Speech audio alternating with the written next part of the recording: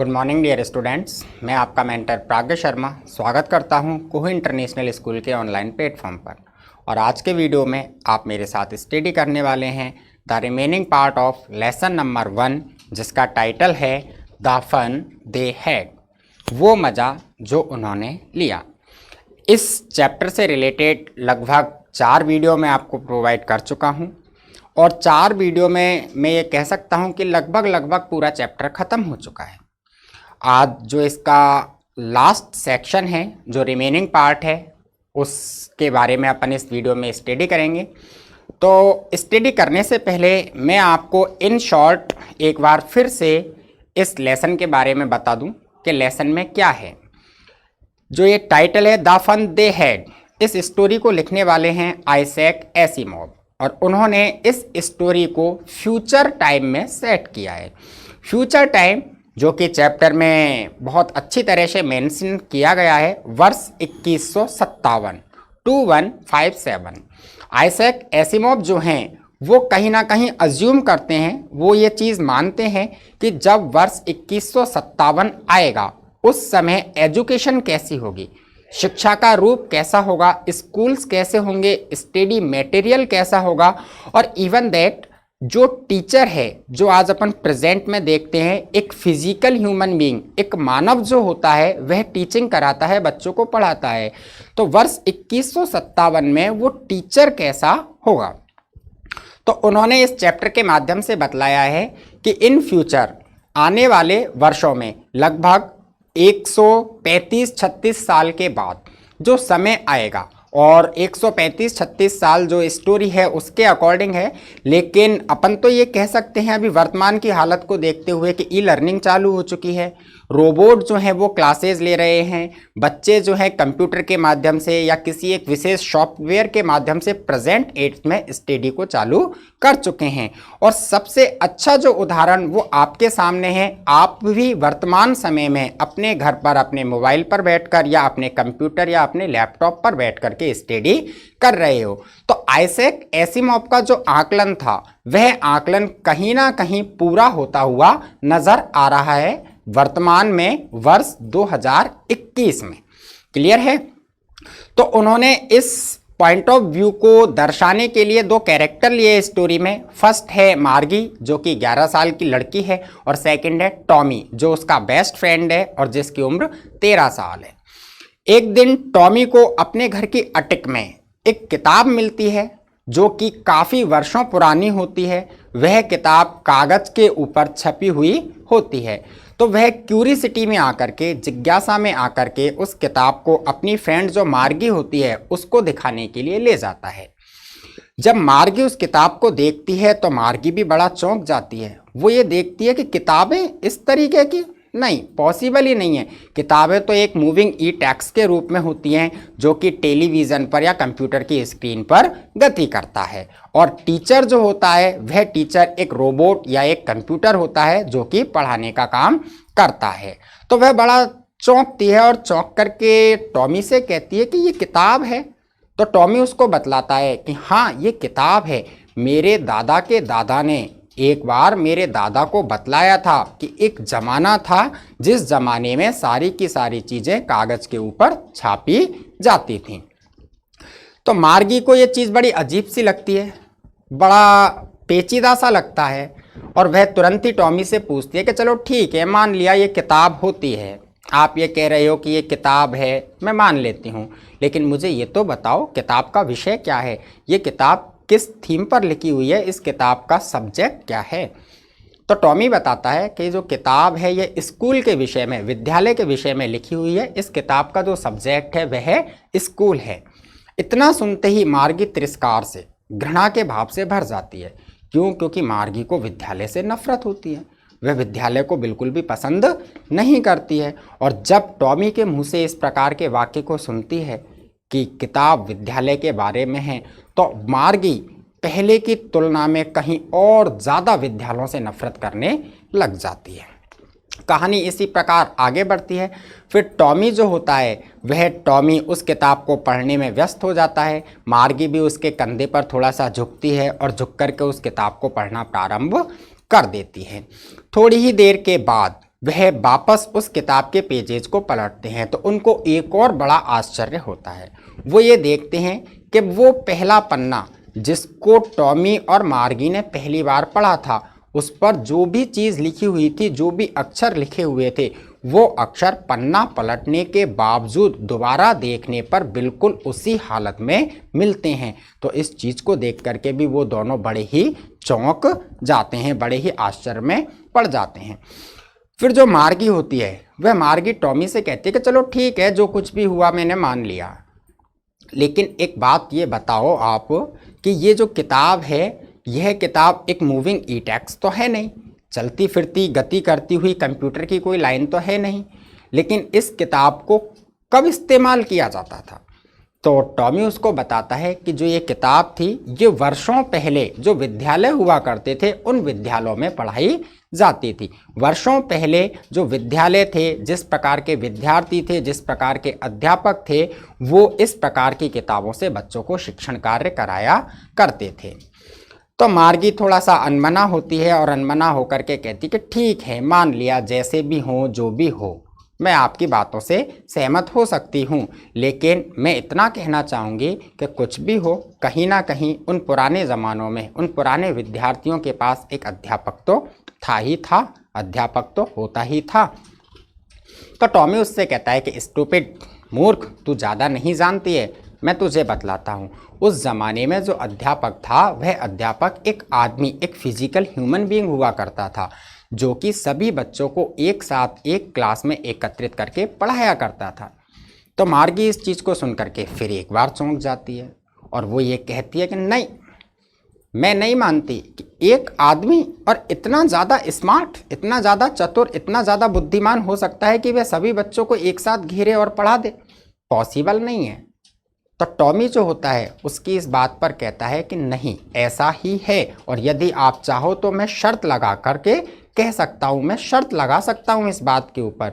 क्यों? क्योंकि मेरे जो पिताजी हैं, वो पिताजी भी इतना जानते हैं जितना कि मेरा अध्यापक जानता है, अर्थात मेरा कंप्यूटर जितना जानता है, मेरे पिताजी को भी इतनी नॉलेज है। इसलिए मैं इस बात को शर्त के रूप में भी कह सकता हूँ। ये स्टोरी अपन ने पढ़ी, इससे आगे की स्टोरी क्या है, आइजैक एसिमोव इस स्टोरी में और क्या बतलाना चाहते हैं, इस चीज़ को जानने के लिए आप लगातार वीडियो को देखते रहें, मेरे साथ बने रहें। मैं ले चलता हूँ आपको सीधे ही remaining part of the fun they had. तो देखिए, the fun they had chapter की जो अगली लाइन है वो ये है, sure if they were the same age, कि श्योर निश्चित ही, इफ यदि, they were the same age वे एक जैसी आयु के होते थे, कि निश्चित रूप से यदि वो एक जैसी आयु के होते थे तो एक अध्यापक जो था, वह अध्यापक उन बच्चों को एक साथ एकत्रित करके पढ़ाया करता था। तो देखिए आगे है, but my mother says a teacher has to be adjusted to fit the mind of each boy and girl, it teaches and that each kid has to be taught differently। देखिए छोटा छोटा करके पढ़ते हैं। But my mother says, लेकिन मेरी माँ कहती है, लेकिन my mother says, मेरी माँ कहती है, क्या कहती है?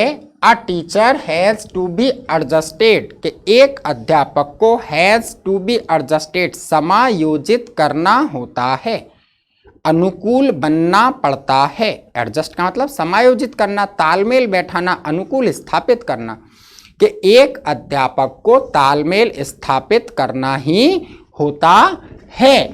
To fit the mind of each boy and girl, प्रत्येक बालक और बालिका के दिमाग के हिसाब से, कि एक अध्यापक को प्रत्येक बालक और बालिका के दिमाग से समायोजित होना होता है।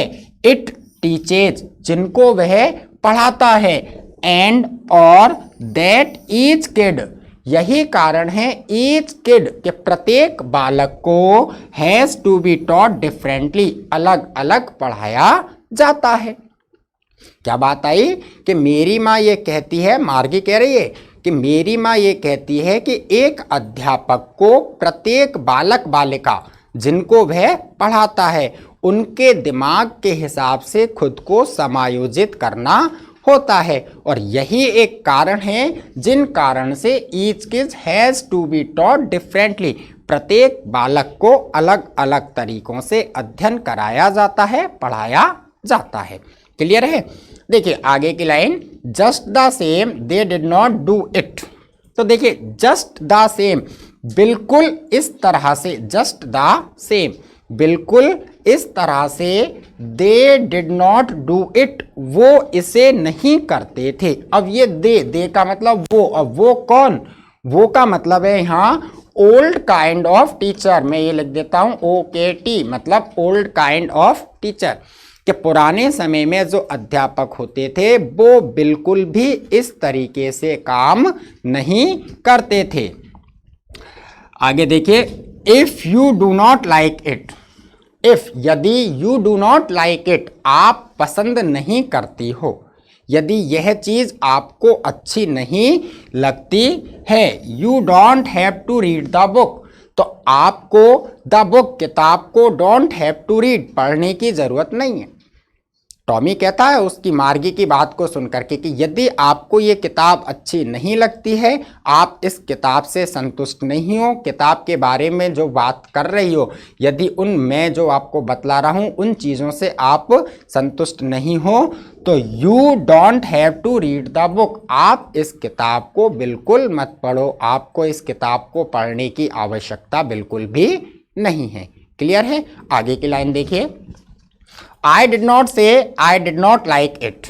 तो देखिए तुरंत ही मार्गी जो होती है वो अपने पॉइंट को बदल देती है।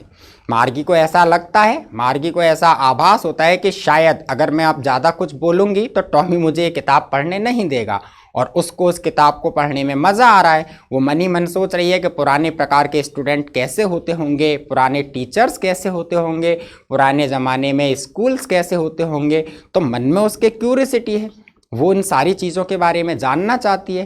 लेकिन जब टॉमी ने उससे कह दिया कि तुझे अच्छा नहीं लग रहा है तो मत पढ़े, अपने रास्ते चल, तो वह तुरंत ही अपने पॉइंट को बदलकर क्या कहती है, आई डिड नॉट से, मैंने ऐसा नहीं कहा, I did not like it, कि मुझे यह पसंद नहीं आई। वो कहती है टॉमी से कि भाई टॉमी सुन, मैंने ऐसा कब कहा कि मुझे ये किताब अच्छी नहीं लगी, कि किताब में बताई गई बातें अच्छी नहीं लगी, या आप किताब के बारे में जो मुझे बतला रहे हो उन चीज़ों से मैं सहमत नहीं हूँ, मैंने ऐसा तो आपसे कहा ही नहीं है बिल्कुल भी। मार्गी सेड क्विकली, मार्गी क्विकली बड़ी शीघ्रता से इस बात को कहती है, अर्थात मार्गी ने यह कथन कि आई डिड नॉट से I did not like it, मैंने ऐसा नहीं कहा कि मुझे यह अच्छा नहीं लगा, इस वाले कथन को बहुत ही शीघ्रता से मार्गी ने कह दिया। आगे देखिए, she wanted to read about those funny schools, she wanted वह चाहती थी, टू रीड पढ़ना, अबाउट के बारे में, दोज फनी स्कूल्स उन फनी मजाकपूर्ण विद्यालयों के। क्या मीनिंग निकला कंप्लीट, कि she wanted to read about those funny schools, वह उन मजाकपूर्ण हास्यप्रद जो विद्यालय थे उन विद्यालयों के बारे में पढ़ना चाहती थी, उनके बारे में और ज़्यादा जानकारी लेना चाहती थी। आगे की लाइन है, they were not even half finished. अब दे, उन्होंने किसने, मार्गी ने और टॉमी ने। ये दे कौन है, ये मार्गी है और टॉमी है, कि मार्गी और टॉमी ने वर नॉट इवन हाफ फिनिश्ड, अभी आधी पूरी भी नहीं की थी। अब आधी क्या पूरी नहीं की थी, आधी पूरी नहीं की थी मतलब उन्होंने अभी उस किताब को पूरी तरह से आधा भी नहीं पढ़ा था, वो किताब को आधा भी नहीं पढ़ पाए थे। व्हेन, तब, मार्गीज मदर, मार्गी की माँ ने कॉल्ड, आवाज लगा दी, मार्गी स्कूल, के मार्गी विद्यालय का समय हो गया है। कि टॉमी और मार्गी दोनों ने मिलकर के उस किताब को अभी आधा भी नहीं पढ़ा था।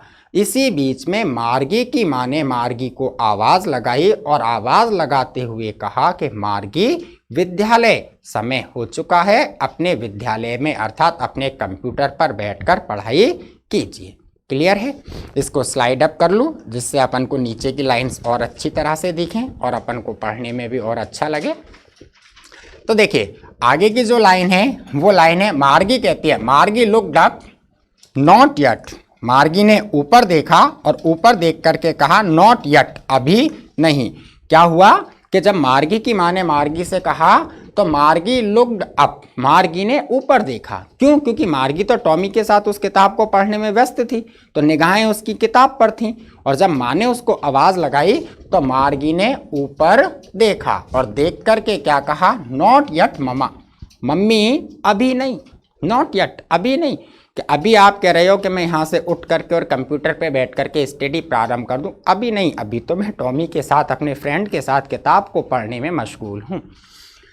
तो देखिए आवाज़ आती है now said Mrs Johns, said Mrs Johns. Mrs Johns कौन है ये मिसिस जॉन्स? मार्गी की माँ, मालूम है ना आपको, मदर ऑफ मार्गी, मार्गी की माँ जो है उन्होंने कहा नाउ अभी। और नॉर्मली अपने घरों में भी ऐसा होता है, काफ़ी बार घर से मम्मी या पापा अपन से कहते हैं बेटा ये कर देना, बेटी ये कर देना, तो अपन कहते हैं नहीं अभी नहीं, थोड़ी सी देर और रुको। तो ऐसे ही जो मार्गी है उसने कहा कि मम्मी अभी नहीं, और तुरंत ही माँ ने आवाज़ लगा दी अभी ही पढ़ना है। एंड और it's probably time for Tommy too. और प्रोबेबली का मतलब क्या होता है? संभवतः। क्या होता है? संभवतः। और कहीं ना कहीं संभवतः time for Tommy too, Tommy के विद्यालय का भी समय हो गया था।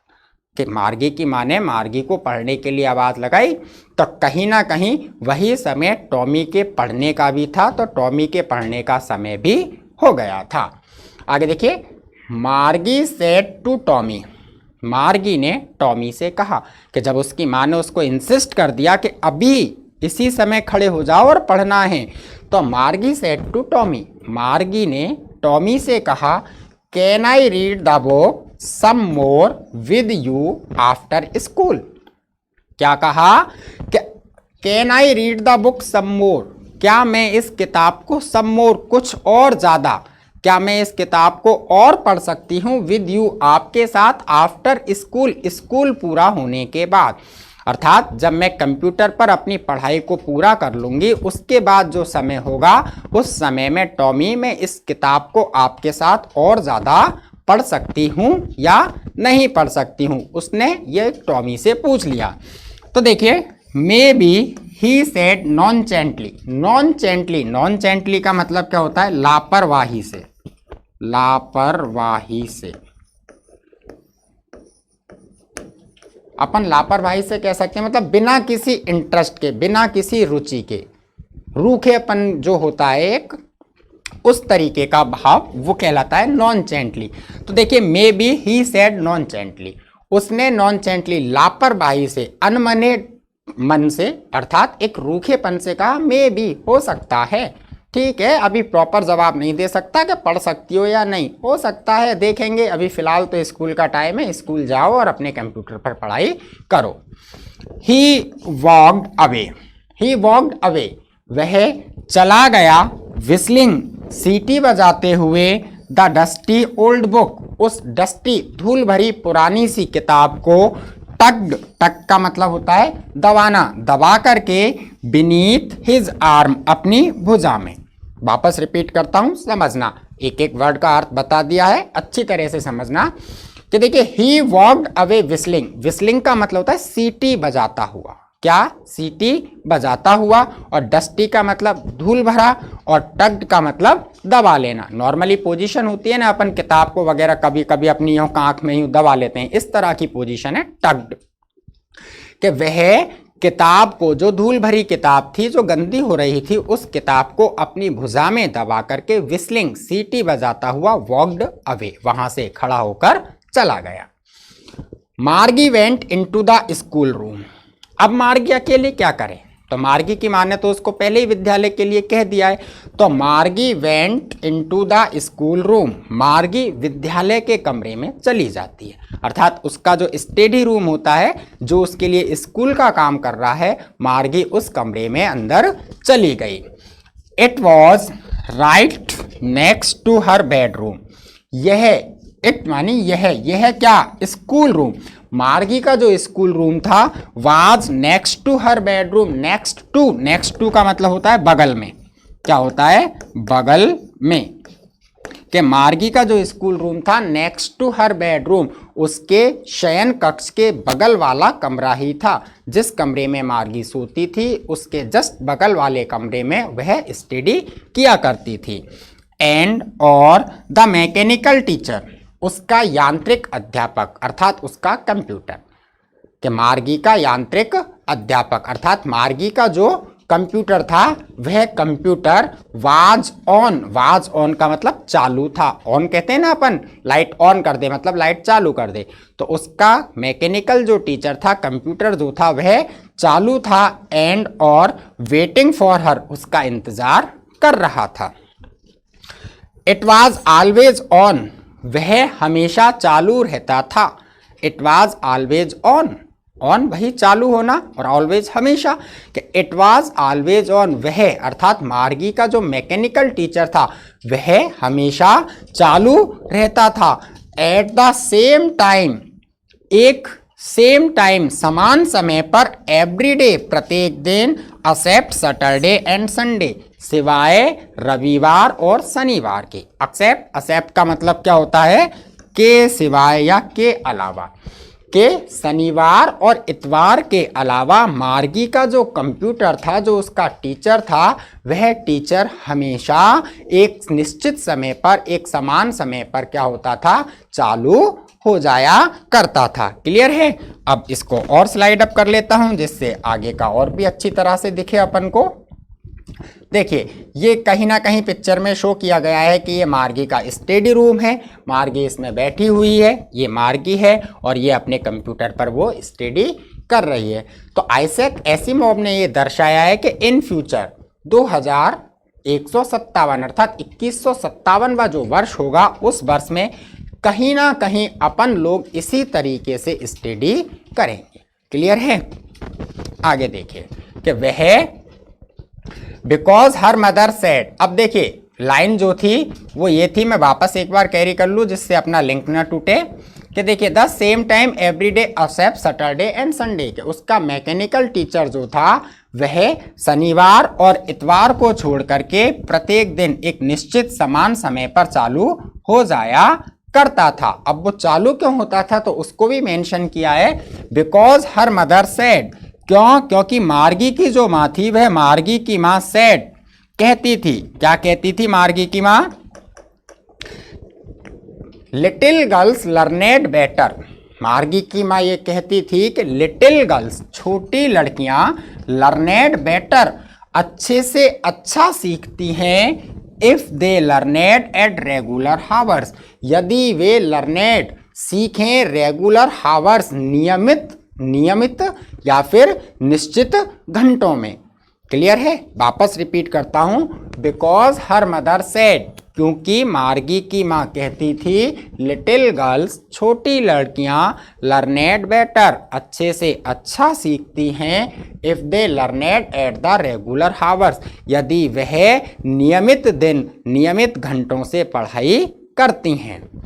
आगे देखिए, the screen was lit up, lit up का मतलब होता है प्रकाशित होना, प्रकाशमान होना, दीप्तमान होना, जली हुई होना।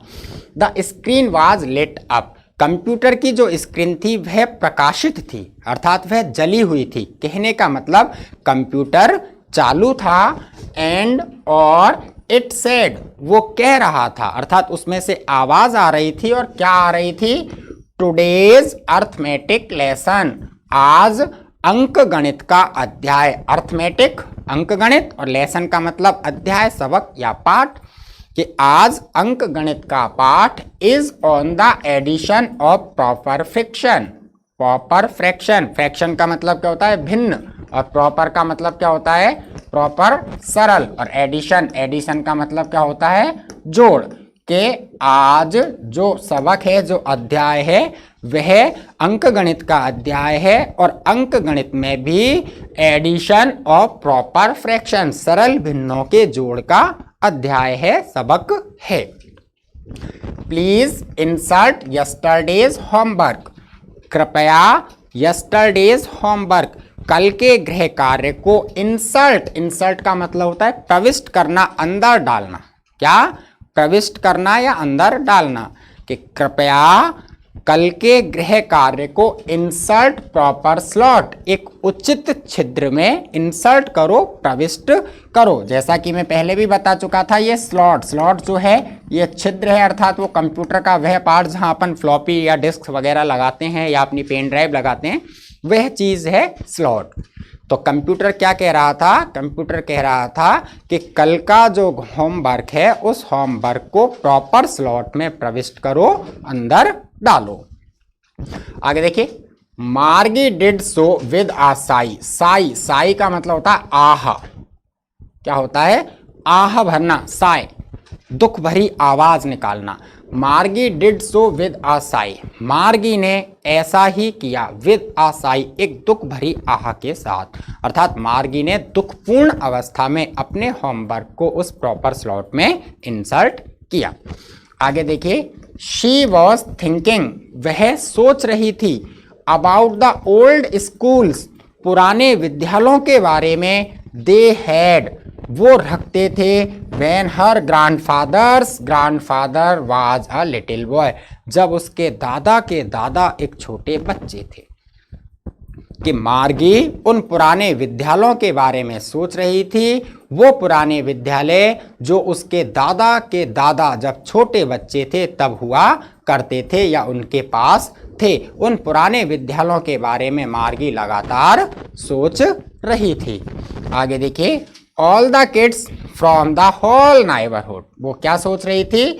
All the kids from the whole neighbourhood, सारे के सारे बच्चे, होल नाइबरहुड, होल का मतलब संपूर्ण या पूरा, और नाइबरहुड आस पड़ोस, के सारे आस पड़ोस के बच्चे केम, स्कूल में आया करते, लाफिंग एंड शाउटिंग, हंसते, एक साथ चिल्लाते, in the school yard, school के आंगन में। अब स्कूल यार्ड, स्कूल का आंगन मतलब विद्यालय, जो कैंपस है वो कैंपस के लिए आया है, स्कूल यार्ड के, स्कूल का जो कैंपस होता था उस कैंपस में सारे के सारे आस पड़ोस के बच्चे एक साथ आते, एक साथ हंसते, एक साथ चीखते, एक साथ चिल्लाते। Sitting together in the school room, और अपनी कक्षाओं में, स्कूल रूम, उनकी जो क्लासेस हुआ करती थी उन क्लासेस में सिटिंग टुगेदर, एक साथ बैठा भी करते थे। Going home together at the end of the day, और at the end of the day, जब विद्यालय समाप्त होता, अर्थात जब दिन पूरा होता, एंड ऑफ द डे, जब दिन पूरा होता, दिन पूरा होने का मतलब क्या है? जब स्कूल की छुट्टी होती, विद्यालय समाप्ति का समय होता, उस समय सारे के सारे बच्चे गोइंग होम टुगेदर, एक साथ मिलकर घर भी जाया करते थे।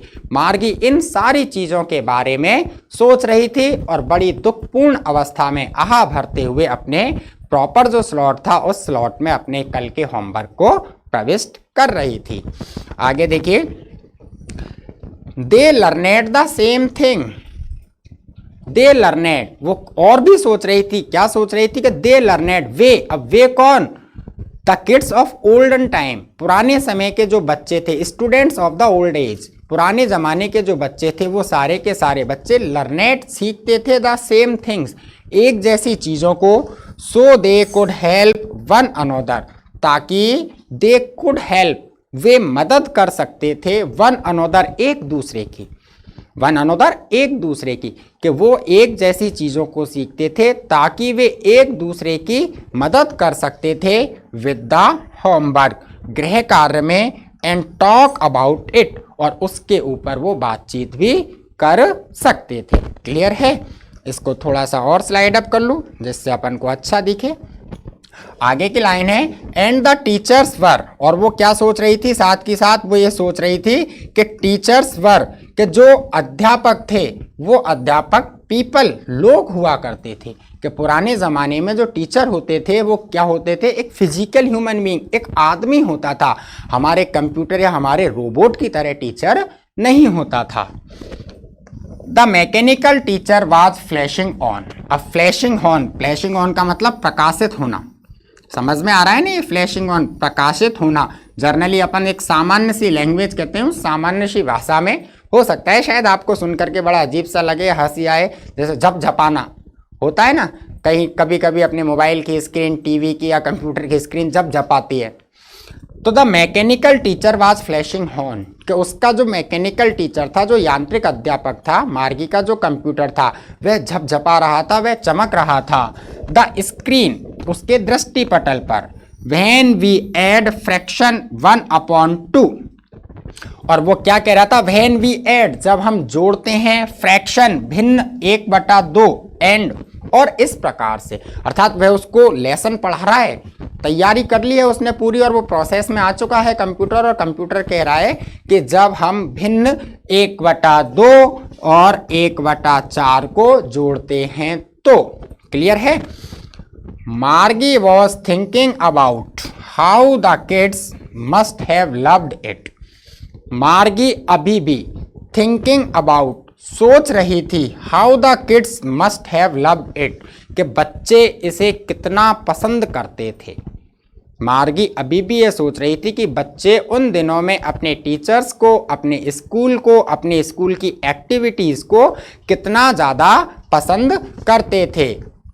She was thinking about the fun they had, और वह अभी भी थिंकिंग, सोच रही थी, अबाउट द फन, उस मज़े के बारे में, दे हैड, जो उनके पास था। अर्थात पुराने समय के बच्चे जिस प्रकार से आनंदित हुआ करते थे विद्यालय में, वह उस आनंद, उस मौज मस्ती, उस मज़े के बारे में अभी भी सोचने में लगी हुई थी। क्लियर है। आज ये चैप्टर अपना कंप्लीट होता है। इससे अगले वीडियो में अपन इस चैप्टर से रिलेटेड जो क्वेश्चन एंड आंसर्स हैं उनका सॉल्यूशन देखेंगे। तो सॉल्यूशन के लिए आप लगातार वीडियो देखते रहें, और आज का वीडियो देखने के लिए आपका बहुत बहुत धन्यवाद। Stay healthy and stay safe.